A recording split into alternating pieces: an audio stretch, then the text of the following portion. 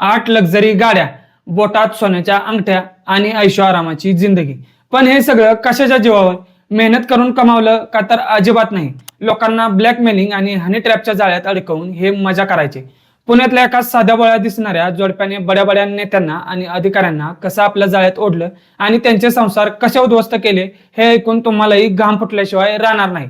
नक्की काय आहे हा विषय, हेच आपण या व्हिडिओच्या माध्यमातून बघणार आहोत. नमस्कार मित्रांनो, स्वागत आहे तुमचं आपल्या लाडक्या मराठी जोश कट्टावर. मित्रांनो, या व्यक्तीचं नाव आहे प्रताप जाधव. मूळचा बारामतीचा, पण सध्या पुण्यात राहणारा. नुकतंच पुण्याच्या भारतीय विद्यापीठ पोलीस ठाण्यात त्याच्यावर खंडणी, ब्लॅकमेलिंग आणि बलात्कारासारखे गंभीर गुन्हे दाखल झाले आहेत. प्रताप आणि त्याची पत्नी पल्लवी जाधव या दोघांची कहाणी एखाद्या क्राईम थ्रिलर सिनेमालाही लाजवेल अशी आहे. या प्रताप जाधवकडे फॉर्च्युनर, थार, क्रेटा, स्कोडा अशा तब्बल 8 फोर व्हीलर्स आहेत. शिवाय बुलेट सारख्या स्पोर्ट्स बाईक्सही आहेत. पण हे वैभव आलं कुठून? तर लोकांची इज्जत लुटून. आता यामध्ये पल्लवी जाधवची एंट्री कशी झाली? पल्लवी ही मूळची एका ग्रामीण भागातली हुशार तरुणी होती. एमपीएससी करून अधिकारी होण्याचं स्वप्न घेऊन ती पुण्यात आली. पण इथे तिची ओळख झाली ती या क्रूर कर्मा प्रताप जाधवशी. सुरुवातीला ती याच्या जाळ्यात अडकली, पण नंतर पैशांच्या हव्यासापोटी ती स्वतः या गुन्ह्यांमध्ये सक्रिय सहभागी झाली आणि हे दोघे मिळून हनी ट्रॅपमध्ये लोकांना अडकावायचे. हाच त्यांचा उद्योग होता.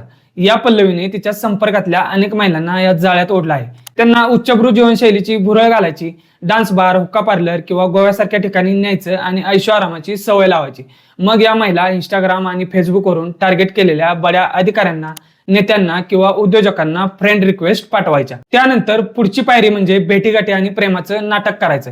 विशेष म्हणजे या महिला टार्गेटला भेटायला कधीच एकट्या जायच्या नाहीत.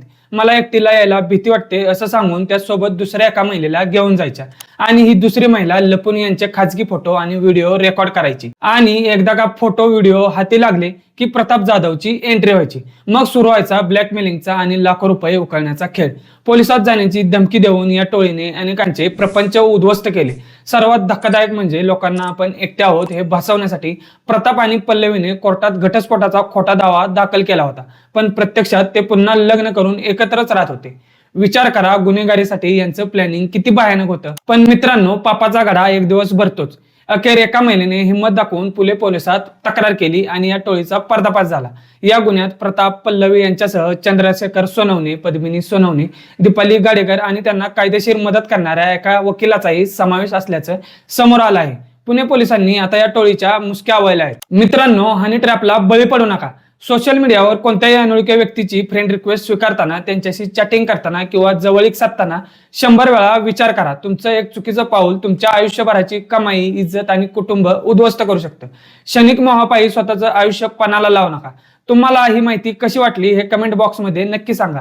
हा व्हिडिओ जास्तीत जास्त लोकांपर्यंत शेअर करा, जेणेकरून इतर लोक अशा जाळ्यात अडकण्यापासून वाचतील. व्हिडिओ आवडला असेल तर लाईक करा आणि आपल्या आवडत्या मराठी जोश कट्ट्याला सबस्क्राईब करा. जय हिंद, जय महाराष्ट्र.